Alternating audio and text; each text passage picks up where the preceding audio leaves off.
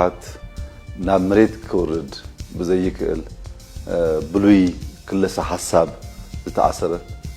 ውድብ እዩ ሕጂ ጸገም ኮይኑ ዘሎ ኣብ ከባቢ ወልቃይት ዝተፈናቀሉ ዝምልከት እዩ ኩናት ምድላው እናገበረ እዩ ይዝብሃል ወረታት ኣሎ ህዝቢ ትግራይ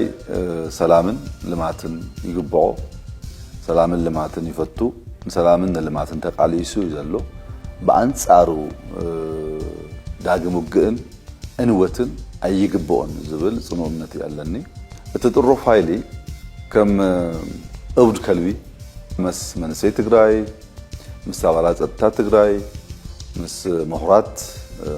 ዲያስፖራ ምስ መላህ ትግራይ ኣብ ከቢድ ቅርህነታት እዩ መንግስት ሻዕብያ ዘለዎ መርገጺ እንታይ ይመስል ሻዕብያ ስልጣን ክህዝ ከሎ ዳርጋ ልዕሊ 300 ፋብሪካታት ኣብ ኤርትራ ነይረን ሎሚ ዳርጋ ኩለን ዓንየን